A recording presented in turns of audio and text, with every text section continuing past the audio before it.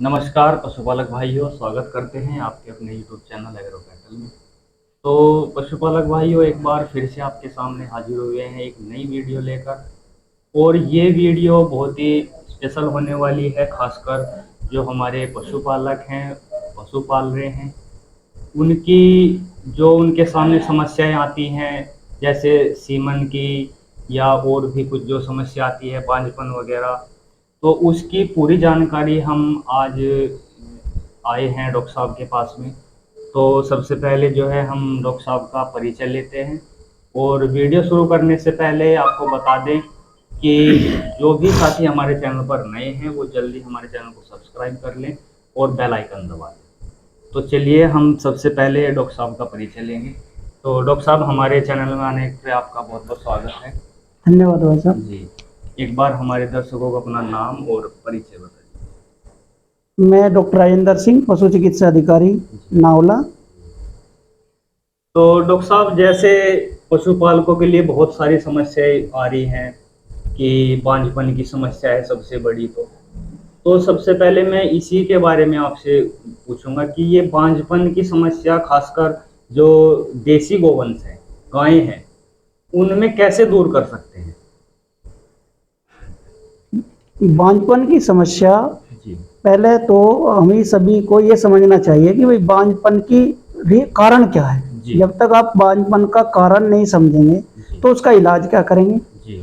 आपको सबसे पहले देखना है कि उसमें उसका कॉजेटिव एजेंट क्या है। जी। उसमें उसके सबसे पहले हम लोग जो है वेल क्वालिफाइड वेटनेरियन से ही पशु को चेकअप कराना चाहिए। जी।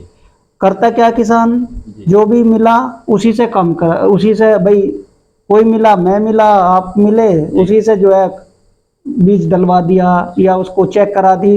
उसको इतनी जानकारी होती नहीं है। तो सबसे पहले तो आप लोगों को सभी को एक वेल क्वालिफाइड या जहाँ भी नज़दीकी आपका पशु चिकित्सालय है वहाँ पर जाके अपने पशुओं की जांच करानी चाहिए। दूसरी बात, उसकी उसके अंदर जो कमियां हैं उसको प्रॉपर तरीके से उसका ट्रीटमेंट कराना चाहिए। जैसे मान लो उसके अंदर इन्फेक्शन है, भाई उसको इन्फेक्शन का कौन सी उसमें दवा काम करेगी, कैसे करेगी, कितने दिन तक का ट्रीटमेंट है, कैसे ट्रीटमेंट करना है। तो ये सारी चीज़ें जो है अब वेल क्वालिफाइड जो भी हमारे हॉस्पिटल्स हैं, हमारे पशु सेवा केंद्र हैं, या हमारे जो है अभी ट्रेनिंग करके हमारे वैक्सीनेटर और एआई टेक्नीशियन आए हुए हैं, उनसे जो है आप जानकारी लें। उसके बाद ही उसको उन्हीं से दिखाएं तो ही उसका ट्रीटमेंट हो सकता है। ऐसे कोई पर्टिकुलर कोज नहीं होता है बांझपन का कि एक कॉज है उसका ट्रीटमेंट कर दिया। भाई उसका अंडर उसका ऑर्गन्स डेवलप हैं, उसमें अंडा बन रहा है, उसमें सिस्ट बन रही है, उसके जो भी उसका प्रॉपर डायग्नोसिस होना चाहिए तो ही उसका इलाज कर सकते हैं। और हमारे जितने भी पशु चिकित्सा अधिकारी हैं वो सभी वेल क्वालिफाइड होते हैं। लेकिन किसान क्या है, वो उसने मेहनत करनी छोड़ दी, पशु को घर तक उसको हॉस्पिटल तक लाना बंद कर दिया। घर पे चाहिए फैसिलिटी, तो वहाँ पे इतनी इस तरह से जो है वो फैसिलिटी नहीं मिल रही। प्राइवेट घूमते हैं उनसे ही जो है वो अपनी एआई करा लेता है, उसी से एआई कराता है और उसी से ही जो है वो सब काम उसी से कराता है। एआई के साथ साथ उसको सब ट्रीटमेंट भी उसी से कराता है। तो उसको इतना ज़्यादा, इसी वजह से वो बीमारी जो है फैलती जाती है। ठीक होने की बजाय वो उसका हार्मोनल प्रिपरेशन बहुत यूज कर रहे हैं, जबकि हार्मोनल प्रिपरेशन बहुत जुडिशियल यूज होना चाहिए उनका। अब कुछ नहीं, रुक नहीं रही है तो एक इंजेक्शन लगवा दो, ये नहीं हो रहा है तो एक इंजेक्शन लगा लो। उन्होंने एक कोज पकड़ लिया, चाहे भले उसकी जरूरत नहीं है। तो ये हो रहा है। तो डॉक्टर साहब, जैसे ये आप सरकारी अस्पताल में हैं, और तो पशुपालकों के लिए और यहाँ क्या क्या सुविधाएं हैं? पशुपालकों के लिए यहाँ पे सभी सुविधाएं हैं। जी।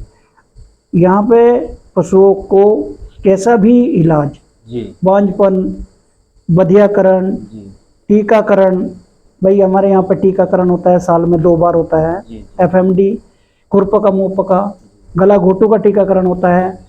सुअरों में स्वाइन फीवर का टीकाकरण होता है, मुर्गियों का टीकाकरण होता है, सभी पशुओं का यहाँ पर टीकाकरण होता है। दूसरा, बांझपन की समस्या कोई भी हो, जगह जगह हम यहाँ पे भी पर डे कैंप, हर हफ्ते महीने में 1 बार कैंप लगाते हैं। दूसरा, पर डे अगर कोई पशु आता है उसको प्रॉपर डायग्नोसिस करके उसका प्रॉपर ट्रीटमेंट करते हैं। डीवर्मिंग कीड़ों की दवाई हमारे पास फुल मात्रा में अवेलेबल है जी सभी हॉस्पिटल्स पे फुल मात्रा में अवेलेबल है, वो हम देते हैं। मिनरल मिक्सचर हमारे पास है। बाकी सभी जो भी पशुओं से संबंधित जो भी बीमारी है जी सभी का इलाज हमारे पास है। जी जी। तो डॉक्टर साहब एक सवाल और भी है कि जैसे अभी सेक्स सीमन की बात चलती है, तो जो प्राइवेट डॉक्टर घूमते हैं वो तो जो भी उनके पास सीमन है वही लगा देते हैं गाय को या भैंस को। तो ये सेक्स सीमन आखिर है क्या? बहुत से पशुपालक भाई पूछते हैं कि भाई हमें इसके बारे में जानकारी नहीं है, तो इसके बारे में जी, हमारे जी, पशुपालकों को थोड़ी जी, सी जी। बात बताएं। इसमें सबसे बड़ी जो इसमें इस सीमेंट का क्या फायदा है और कैसे ये तैयार किया जाता है, ये लैब में तैयार किया जाता है, साइंटिस्ट लोग तैयार करते हैं। इसमें जो वाई क्रोमोजोम है, वाई क्रोमोजोम से ही नर पैदा होता है, बच्चा पैदा होता है, बछड़ा पैदा होता है, तो उसमें उसको हटा दिए जाते हैं। वो जो स्पर्म है वाई क्रोमोजोम वाले, वो हटा के एक्स क्रोमोजोम रखा जाता है जो बछिया पैदा करने में सहायक होता है। तो 95% इसमें गारंटी होती है कि बच्चिया ही पैदा होगी। तो इसमें क्या है, सरकारी जो फीस है अभी 1 अप्रैल से 100 रुपये फीस हो गई। इससे पहले 300 रुपये थी। उत्तर प्रदेश सरकार ने इसको घटा के, क्योंकि किसान भाई इसको अफोर्ड नहीं कर पा रहे थे, तो ज़्यादा से ज़्यादा कि किसान जो है इसको मतलब इसको एक्सेप्ट करें, इसको स्वीकार करें, तो इस वजह से सरकार ने इसको 100 रुपये प्रति सर्विस कर दिया है।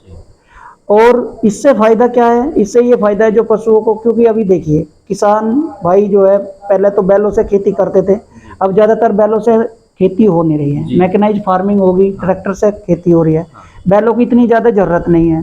तो अब वो करे क्या, उसका प्रोडक्टिविटी उसकी रही नहीं, तो इसलिए कि भाई बच्चिया पैदा होगी तो बच्चिया को जो है वो दूध में इसमें आगे के लिए उसको दूध प्रोडक्शन में यूज कर सकता है। बछड़े का इतना यूज रहा नहीं, इस वजह से सरकार ने स्कीम बनाई है, चलाई। अभी धीरे धीरे अभी फुल फ्लैश, अभी तो दोनों तरह के सीमेन आ रहे हैं, हो सकता है फ्यूचर में ये टोटल जो है सेक्स सीमेन इसका ही कर दें भाई ज़्यादातर हॉस्पिटलों को, और इससे जो है बच्चियाँ पैदा होंगी तो ये छुट्टा पशुओं की जो समस्या है इससे धीरे धीरे वो भी, खासकर उत्तर प्रदेश में जो है ये भी समस्या दूर हो जाएगी। उम्मीद ऐसी हम करते हैं, बाकी सरकार की जो प्लान है। तो इसमें जो है पशुपालकों को अपना पशु यहीं पे अस्पताल में लेके आना पड़ेगा या आप घर भी सर्विस हो? नहीं, हमारे हर गांव में वैक्सीनेटर हैं और एआई टेक्नीशियन है, आपके घर पे भी वही सेवा है। अच्छा, तो कम ही कॉस्ट में 100 रुपये में जी ऐसा एक सीमेंट हो जाएगा, और बाकी वैसा अगर नॉर्मल सीमेंट डलाना है तो वो फ्री ऑफ कॉस्ट डलता है। तो जैसे आपके यहाँ पे कौन कौन सी नस्ल के देसी गोवंश के सीमेंट आपके यहाँ मिल सकते हैं? हमारे पास सभी देसी में जो है साहिवाल है, हरियाणा है, 2 है हमारे पास जी। और अगर भैंस की बात की, भैंस में मुर्रा हमारे पास है। भैंस में मुर्रा है जी। तो डॉक्टर साहब एक सवाल और भी है कि जैसे बहुत सारे लोग जो हैं पशुपालक विदेशी नस्ल पाल रहे हैं, जैसे एचएफ हैं, जर्सी हैं जी, और ये भारतीय नस्ल भी हैं कुछ, लेकिन ज़्यादा जागरूक ना होने की वजह से ज़्यादातर लोग विदेशी नस्ल ही पाल रहे हैं जी। तो इसमें आप किसका दूध सबसे अच्छा मानते हैं? देखिए, सबसे पहले तो विदेशी और देसी जो नस्ल हैं, हमारे यहाँ पे देसी नस्ल में थारपारकर, साहिवाल, हरियाणा मेन ये हैं इधर, और विदेशी में होल्स्टीन फ्रीजियन है, जर्सी है, ब्राउन स्विस है। तो दूध किसका ज़्यादा अच्छा होता है, ये तो क्योंकि ये तो सभी को पता है कि भाई देसी गाय का दूध बहुत अच्छा होता है। साहिवाल जो है गाय वो ज़्यादा प्रीफर करते हैं लोग, इसका फैट परसेंटेज भी 5 से ज़्यादा होता है, 5 साढ़े 5 होता है, जबकि होल्स्टीन फ्रीजियन का जो फैट परसेंटेज है वो 3% होता है। फैट परसेंटेज का मिल्क प्रोडक्शन का नेगेटिव मतलब ऐसे इफेक्ट है, अगर फैट परसेंटेज कम होगा जो भी पशु ज़्यादा दूध देगा उसका फैट परसेंटेज कम होगा, और जो कम दूध देगा उसका फैट परसेंटेज ज़्यादा होगा। तो इसलिए एचएफ क्या है, एचएफ होल्स्टीन फ्रीजन यहाँ के एनवायरनमेंट में, ये ठंडे देशों की गाय है, जी। ये यहाँ पे इतना अच्छी तरह से एडजस्ट नहीं कर पाती। अच्छा। हमारी इसमें दूसरी एक प्रॉब्लम तो ये है कि एडजस्ट नहीं कर पाती। तीसरा इसमें बांझपन की बड़ी समस्या है जी। भाई, प्रॉपर जो है इसको जितना प्रोडक्शन ये करती है उस हिसाब से इसकी खाना जो दाना है उस तरह से किसान दे पाता नहीं। जी। क्योंकि अगर ये 15 किलो दूध या 20 किलो दूध देती हैं, 15 किलो दूध देती हैं, तो 2.5 किलो दूध पे 1 किलो राशन चाहिए। जी। अब इतना किसान दे नहीं पाता। दूसरा, उसके पास मेंटेनेंस के लिए जो उसका मैनेजमेंट है वो भी सही नहीं है भाई। यहाँ कूलर नहीं लगा सकता किसान, गरीब किसान है जो बहुत ज़्यादा लोग की भाई कूलर एसी जो है वो अफोर्ड नहीं कर सकते। देसी गाय क्या है, देसी को तो कहीं रख लो, पेड़ के नीचे रख लो, तो वहाँ पे भी एडजस्ट कर जाएगी। दूसरा, किसानों ने क्या करा कि पक्के पक्के मकान बना लिए, लेंटर डला है, उसी में पशु बंधा है। पेड़ के नीचे रखना चाहिए, कच्चा नीचे रहना चाहिए भाई, नहलाना चाहिए 2-3 बार। अब वो बांध दिया पशु, वो बेचारा तड़प रहा है, और खुद पंखे के नीचे लेटा है और वो पशु बंध रहा है उसके नीचे। फिर कहता है कि दूध क्यों नहीं दे रहा है। भाई, टेम्परेचर जितना बढ़ेगा मिल्क प्रोडक्शन उतना कम होगा, ये एक नियम है। तो इसलिए कि मैनेजमेंट भी बहुत बड़ा फैक्टर है। और खाना जो फीड हमारा है वो 70% जो है कॉस्ट का, 65 से 70% टोटल कॉस्ट का फीडिंग जो है वो है। तो फीडिंग अगर हमने कंट्रोल कर ली, मैनेजमेंट हमने कंट्रोल कर लिया, तो दूध प्रोडक्शन भी बहुत अच्छा होगा। दूसरा, अगर एनिमल हस्बेंड्री आपको प्रॉफिटेबल बनानी है, तो एनिमल हस्बेंड्री प्रॉफिटेबल जब ही बनेगी जब आपने उसका बच्चा बचा लिया। किसान क्या है कि खुद दूध ले लेता है, बच्चे को दूध नहीं देता। तो उससे क्या होता है कि बच्चा पैदा नहीं हो पाएगा। भाई, अगर 1 साल की बच्चियां कम से कम 10-15 हज़ार रुपए की, अगर अच्छी नस्ल की है तो 10-15 हज़ार रुपए की बच्चियां बच जाती है। और उसको सिर्फ और सिर्फ 2.5 से, जब तक उसका रूमेन डेवलप नहीं होता, जब तक ही दूध देने की जरूरत है। फिर धीरे धीरे उसका कंसंट्रेट बढ़ा दो, उसको दूध में से धीरे धीरे कम कर दो। लेकिन पहले 2 महीने में उसको दूध बहुत ज़्यादा जरूरी है। तो ये मैनेजमेंट करिए भाई, उसका बीमारी से जो है उसको जो है टीका लगाइए, खाना पीना सही करिए, मैनेजमेंट, साफ सफाई रखिए। किसान भाई अगर साफ सफाई रखेंगे, खाना पीना सही तरह से देंगे, तो मेरे हिसाब से तो ये है कि डेयरी जो है, एनिमल हस्बेंड्री बहुत अच्छा वो है।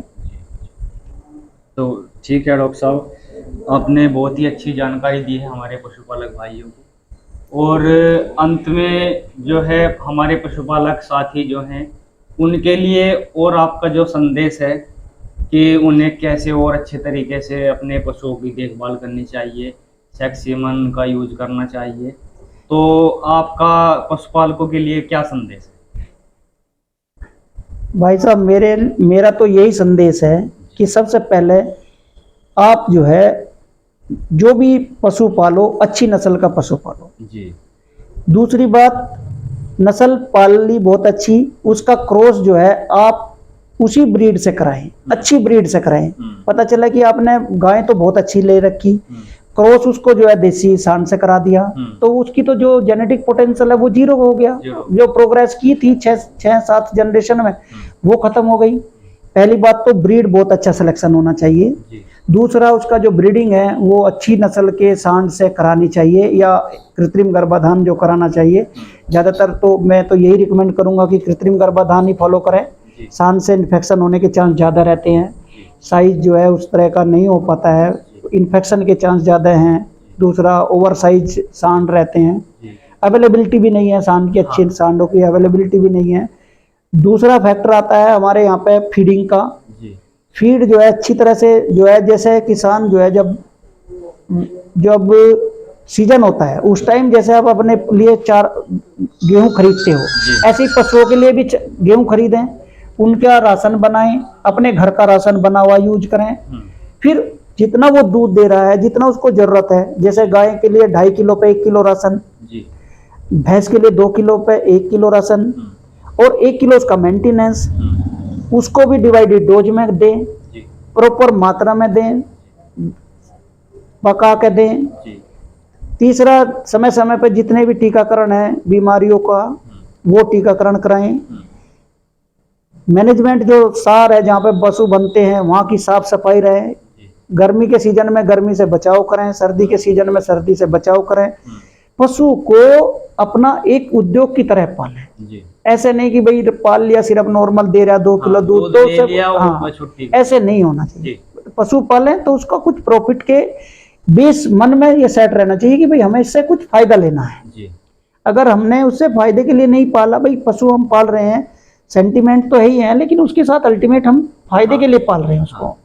अगर पशु 6 या 7 लीटर दूध दे रहा है तो प्रॉफिट नहीं है, प्रॉफिटेबल नहीं है। जब तक कि वो महंगाई के जमाने में जब तक भी महंगा है, खल भी महंगी है। जी। तो इसलिए पशु अच्छी तरह से पालें, अच्छी नस्ल का पालें, खाना पीना अच्छी तरह से रखें, मैनेजमेंट सही तरह से रखें, बीमारियों का टीकाकरण कराएं। जी।